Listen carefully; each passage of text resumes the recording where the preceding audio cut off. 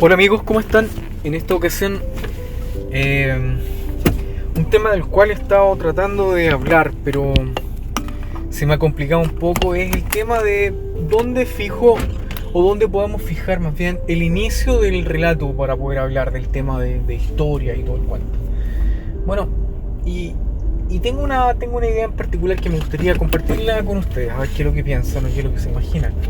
En primer lugar, uno dice, bueno, nosotros como somos seres humanos que tenemos conciencia, criaturas con conciencia, es decir, somos capaces de entender lo que nos rodea y tener alguna especie de abstracción y pensar mucho más allá del evento físico que nos rodea, y tener reflexiones, etc. El hecho de poder tener conciencia aparece en la historia de la Tierra, de la humanidad, como algo que realmente nos afecta y cambia la historia del planeta, ya, en primer lugar. Entonces el punto tiene que ver con desde dónde partimos nosotros para hablar acerca de los temas de historia. Alguien podría decir, bueno, partamos entonces desde cuando surge la secta de los testigos de Jehová, pero en realidad eso también siempre se va a preguntar cuáles son los antecedentes a los antecedentes. ¿Qué es lo que hizo que hubiera un movimiento en Estados Unidos o en distintas partes de Europa que diera el comienzo, el puntapié inicial para este tipo de religiones nuevas que salieron? Porque no solamente los testigos de Jehová, sino que salieron muchos otros grupos también motivados por el mismo fenómeno social y religioso que los historiadores le llaman como la iluminación, el gran despertar o algo así en Estados Unidos. Bueno, y uno ve antes cuáles son estos antecedentes que hicieron que esto ocurriera. ¿En qué lugar ocurre esto? ¿Por qué ocurrió? Uno diría, bueno, el hecho masivo de que se hiciera la Biblia disponible. Bueno, eso por un lado. Después uno va más atrás y uno se pregunta, bueno, ¿de dónde partimos? Entonces ya, ok, listo, vámonos desde el principio del origen del cristianismo. Y uno podría situarse en el primer siglo y decir, ya, vamos a partir de aquí. Pero también hay antecedentes para eso, y los antecedentes uno podría decir, bueno, hablemos de las sectas judías que habían en ese entonces, que hicieron posible el surgimiento del cristianismo en el primer siglo. Ya uno se para ahí, pero de todas maneras hay otros antecedentes que tienen que ver, por ejemplo, con lo que permitió el surgimiento del apocalipticismo.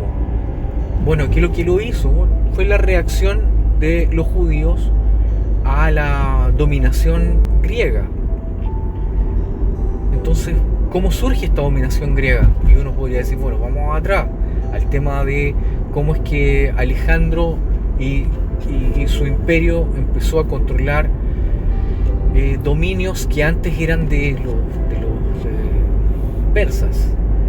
Y uno va más atrás, bueno, hablemos entonces del surgimiento de la ciudad-estado o del surgimiento de Persia. ¿Cómo es que ocurre? Y así uno suma y sigue, podría irnos más atrás todavía. Ok, listo, vamos al tema de el origen de la civilización. Bueno, ¿y dónde surge la civilización? Alguien podría decir, bueno, Sumeria, Egipto. Pero cuando uno se pone a pensar en eso, uno se da cuenta de nuevos descubrimientos que hay. Por ejemplo, un templo descubierto en Turquía que tiene 10.000 años antes de Cristo. O sea, 10.000 años antes de Cristo. Para el tiempo de Cristo tenía 10.000 años de antigüedad. O sea, estamos hablando de una barbaridad de tiempo.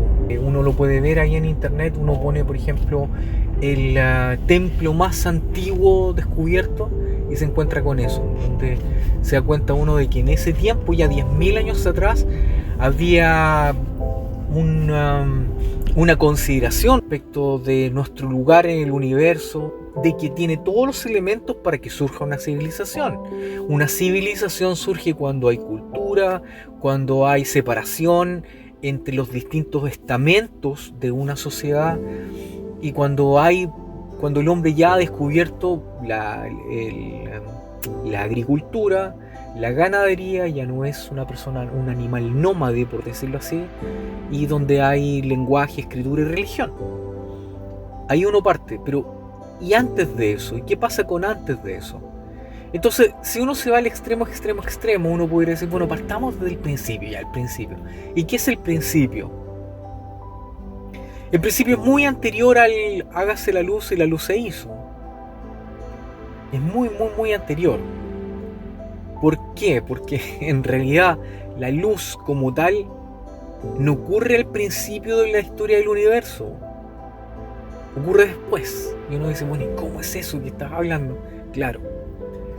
Cuando uno va a hablar acerca del principio, en realidad he estado analizando este tema y me pongo a pensar y digo, bueno, ¿el principio de qué? El principio del universo. ¿Y qué sabemos del principio del universo?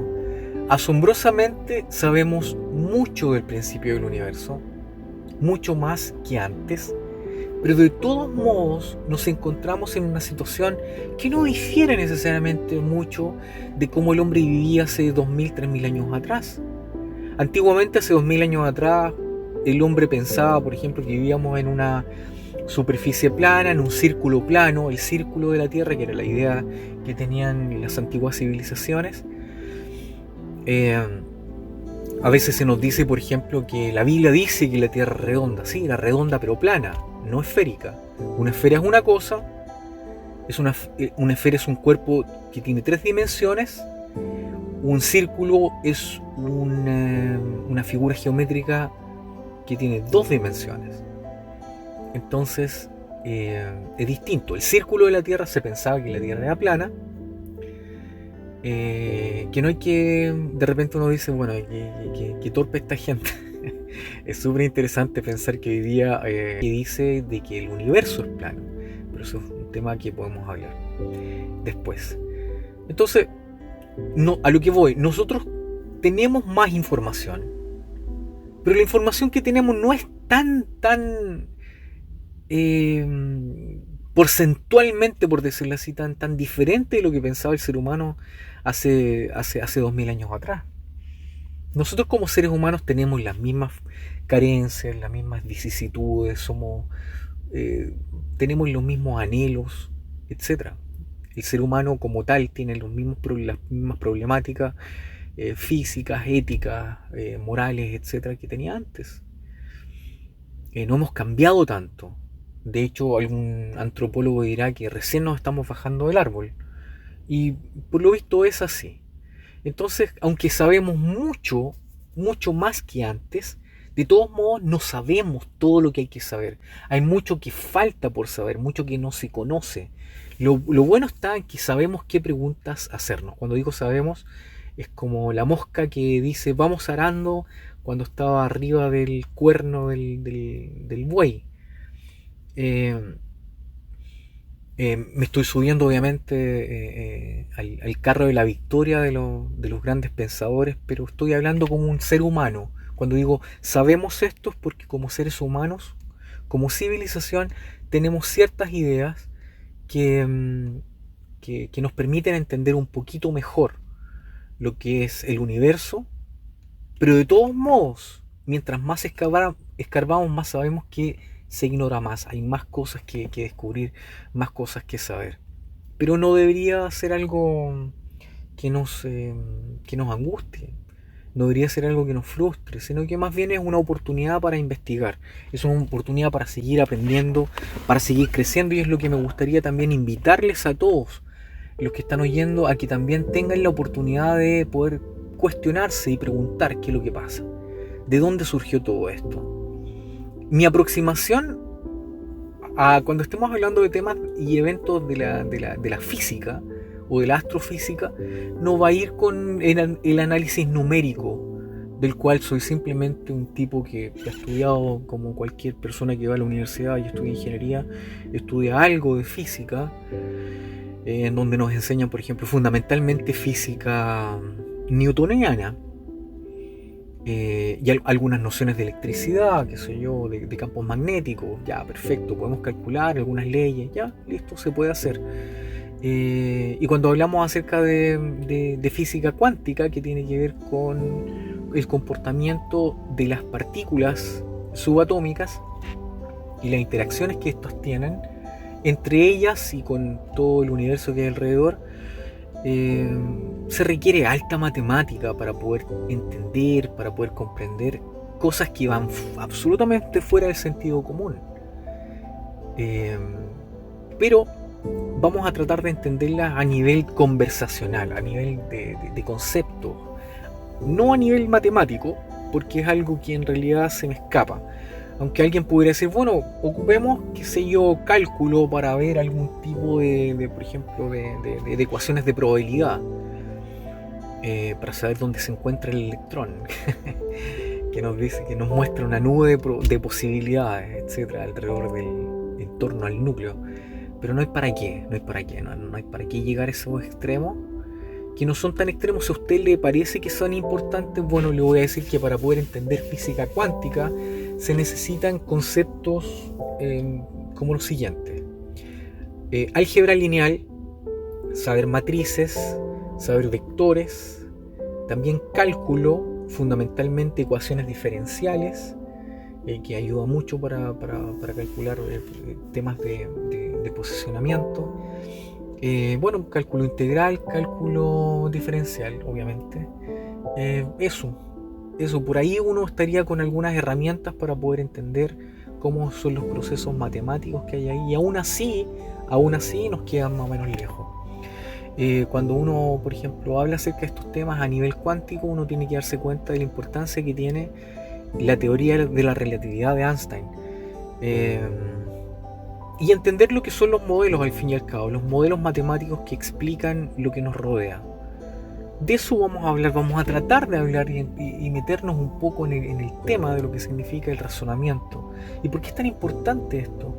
Porque cuando nosotros empezamos a pensar en lo bellamente intrincado que es el universo, lo maravillosamente complejo que es, nos podemos dar cuenta de que nosotros, con nuestros cerebros extremadamente limitados, maravillosos obviamente, pero limitados, con mentes o cerebros que son capaces de pensar en 3 dimensiones, más que en 4, 5, 6, 7 o 10, podemos nosotros de todos modos teorizar, podemos nosotros hablar y podemos conceptualizar temas. Entonces, estas cosas de conceptualización nos van a ayudar a, primero que nada, a aprender lo que hay alrededor, a sacarnos un montón de mitos alrededor y a poder ocupar algún tipo de fraseología que nos ayude a poder entender lo que hay en estos momentos en las fronteras del conocimiento, es decir, lo que se conoce hoy día. Y cuando te das cuenta de todo lo que se conoce hoy día, lo que se está discutiendo a nivel de física, a nivel de química, a nivel de biología, etc., te das cuenta tú de que en realidad nos falta tiempo para aprender cosas y de que la vida es mucho más complicada que simplemente preocuparnos de lo que dice la última, la última tendencia internacional en cuanto a, a farándula, farandulilla, etcétera, o mucho peor aún, temas que tienen que ver con una secta perdida que a nadie le importa, y los chismes relativos a esto. Creo que la vida es maravillosa. Cuando uno entiende estos temas, se da cuenta de que la vida es mucho, mucho más compleja que de lo que nosotros realmente creemos, y cada uno de nosotros va a poder aumentar su nivel de concepción del universo en la medida en que uno quiera. Cada uno ahora tiene la opción de decidir qué es lo que hace, en qué ocupa su mente, en qué ocupa su tiempo libre, etc. Eso depende de cada uno. Cuando nosotros tenemos esa decisión de decir, bueno, voy a ocupar mi tiempo en esto, o me fascina esto, o esto me está gustando, bien por ti. Ahora, si no te gusta y todo lo demás, también está bien, si no hay problema. Cada persona escoge su propio futuro. No se trata aquí de decir que las personas que piensan en estas cosas o que son más reflexivos sean mejores que otras. No, simplemente somos diferentes, y este tema tiene que ver básicamente a lo que a mí me importa o de lo que a mí me gustaría hablar. Y hago un resumen desde el principio porque es algo que a mí me gustaría poder tener, es decir, un hilo conductual que nos lleve a través de las distintas eras y épocas para entender en dónde estamos. ¿A dónde me va a llevar esto? ¿A dónde nos va a llevar en esta conversación? Realmente no tengo la más remota idea de lo que pasará. No lo sé. No sé dónde nos llevará, no sé qué reflexión vamos a tener. Probablemente en la medida en que estemos hablando acerca de cosas y estemos descubriendo acerca de algunos temas, vamos a abrirnos los ojos a otros aspectos. Y eso es importante poder tenerlos presentes. Pero mientras tanto, partamos por algunos análisis, o más bien históricos, de cómo sabemos de dónde viene todo. ¿De dónde viene todo? Es la gran pregunta. ¿De dónde venimos? ¿Hacia dónde vamos? ¿Por qué estamos acá? Y las grandes preguntas de la metafísica. Pero partamos por lo menos por lo que se sabe hasta el momento. Y lo que se sabe es harto, muchas certezas. En el gran escenario del universo y de la vida, por supuesto, sabemos poco. Es como ilustraba Einstein, que decía que el ser humano, con su información, con toda su tecnología, era como aquel hombre que para ver mejor la luna se subía al techo de su casa para verla mejor. Esa es nuestra aproximación. Obviamente la analogía hay que tomarla con sal, pero entenderla en su conjunto grande, porque ahora tenemos telescopios espaciales que son capaces de determinar cuál es más bien la dimensión del universo visible. Voy a subrayar universo visible, lo que podemos ver del universo, y entender que es absurdamente grande. Es una cosa que nos escapa. Se nos escapa. Es una cosa que fuera... O sea, que está a otro nivel de entendimiento, pero vamos a tratar de conceptualizarlo de algún modo. Vamos a tratar de conceptualizarlo para poder entender lo que somos. Y cuando hablo acerca de esto, de lo pequeño que somos, en realidad es otra cosa la que debería hacernos reflexionar, que es lo grande que somos. Lo grande que somos. Es decir, en nuestra mente limitada como seres humanos somos capaces de hacer música maravillosa, sinfonías increíbles, desarrollar matemáticas altamente complejas, tener niveles de abstracción, el arte, la literatura, la poesía, las artes plásticas, etcétera, las artes expresivas, teatrales, la bondad, el amor, etcétera, todas las cosas nobles que hay, y también darnos cuenta de que somos también animales, es decir, cosas que tienen que ver con problemas de ética, con que no nos importa nada, con que cuando a veces estamos en riesgo nos importa solamente lo que pasa con nosotros o nuestra propia satisfacción. A veces hay gente o nosotros mismos podemos hacer cosas que dañen a otros y no nos importa. A veces hay gente que se deleita haciendo el mal con otros, etc. Eso es naturaleza humana y cada uno de nosotros tiene distintos aspectos. Ahora, cuando uno entiende el tema de los por qué, de los cómo, de dónde viene y todo lo demás, hasta uno pudiera entender la psicología química de nuestro comportamiento, por qué somos así. Y alguien diría, bueno, la verdad es que cuando yo hago esto se me elevan los niveles de dopamina hasta un grado tal en que yo siento una satisfacción, ya, etcétera, y todo el cuento, y neurotransmisores y esto. Pero ¿de qué están hechos? ¿Qué son los neurotransmisores? No, los neurotransmisores provocan un cambio químico, electroquímico. ¿Pero a qué te refieres? Sí, un cambio en la neurona. ¿Pero en qué parte de la neurona? En la membrana plasmática. ¿Pero qué pasa en la membrana plasmática? No, hay aumento, por ejemplo, de sodio y de potasio por apertura y cerrado de canales iónicos, etc. Pero ¿cómo son esos mediados? Son mediados mediante campos magnéticos, electroquímicos y todo el cuento para allá. Pero nuevamente vemos de que surge el tema de que es importante verlo o analizarlo desde el punto de vista más básico, más simple, y creo que nosotros podemos hacerlo. Creo que podemos hacerlo a un nivel de conversación. Hay un montón de otros canales de divulgación científico. Hay uno que me encanta mucho, que es Aldo, que es el robot de Platón, que es un chico mexicano súper inteligente el chico. Y entretenidísimo, tiene un humor que a mí me encuentro muy simpático. Me río mucho, se lo recomiendo. Yo, en la medida en que encuentre información, la voy a estar poniendo ahí para que ustedes lo puedan ver. La clave aquí no es simplemente quedarse con lo que estamos hablando, sino que más bien abrir a la reflexión y a la investigación. Si se puede lograr eso, bien. Si se puede hacer de que una persona diga, oh, qué interesante, voy a leer, bien. Si alguien dice, ¿sabes qué? Me gustó, voy a estudiar esto, voy a estudiar biología, o voy a estudiar física, o voy a estudiar ciencias, o voy a estudiar ciencias del comportamiento humano, o artes, lo que sea. O voy a mejorar, o voy a apreciar más la importancia de la vida. O cada día que pasa, que es un día menos, en el chispazo que somos, va a valer la pena. Creo yo que es importante entender el conjunto completo del universo para darnos cuenta de qué es lo que somos. A veces cuando ya estamos muy viejos llegamos a entender tarde lo que pasa con nosotros y no queremos eso.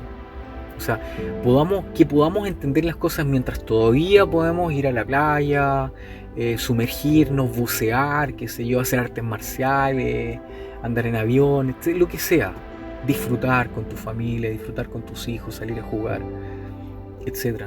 Pero apreciarlo, porque la vida en realidad es muy corta. Pareciera un perogrullo, decir una obviedad, simplemente decir estas cosas, que la vida es muy corta. Pero en realidad la vida es muy corta. La vida es corta, la vida se pasa entre nada. Entonces, perder el tiempo en tonteras en realidad es una pérdida de tiempo, es una pérdida de vida. Es una pérdida de vida. Entonces, el llamado está a no perdamos el tiempo. Hagamos cosas, disfrutemos. Y de lo que tengamos que hacer, disfrutemos la vida. No tiene ningún sentido amargarse por estupideces, imbecilidades, en realidad. Bueno, eso por lo menos como yo quiero. Si usted vive la vida como usted quiera, vívela como usted quiera. Yo no soy quien para decirle a usted que usted haga, lo que no diga. Y no quiero hacerlo. ¿Por qué? Porque mi vida, la vida de cada uno de nosotros es muy difícil gestionarla. ¿Con qué moral uno va a estar gestionando la vida de otras personas? Por eso es que la vida es tan breve que tenemos que tomar el control. Y yo creo que el saber acerca de cosas nos permite tomar el control de nuestras vidas, porque es muy breve y es importante en realidad tener noción de lo que somos. Una cita famosísima, muchas veces tal vez mal aplicada, atribuida a René Descartes, dice que lo siguiente, dice: pienso, luego existo. Ese luego no significa un rato más, sino que pienso, por lo tanto existo. Yo creo que hay ciertas verdades en esa frase al decir de que nosotros, cuando dejamos de ser pajaritos, autómatas que viven simplemente porque hay que vivir y respirar, porque abrimos los ojos en la mañana y porque nuestro corazón sigue latiendo, vivir así es vivir como pájaro. Yo pienso que es importante pensar, darnos cuenta que existimos, entender lo que nos rodea en el aquí y en el presente para poder proyectar, y ahí entender que estamos viviendo, que existimos. Eso es. Qué triste es pasar una vida como pájaro. Que no le pasa a usted, que no nos pasa a nadie. Veamos entonces cómo nos va y vamos a partir desde el principio del tema. ¿Qué pasó al principio del tiempo? Y cuando digo al principio del tiempo, sí. Porque quizás, contrario a cualquier percepción intuitiva, el tiempo tiene principio. El tiempo es una dimensión física que existe solamente si hay espacio. Súper interesante, así que vamos a analizarlo, vamos a verlo y espero que nos vaya muy bien en esta exploración. Que les vaya muy bien y nos estamos viendo. Bye bye.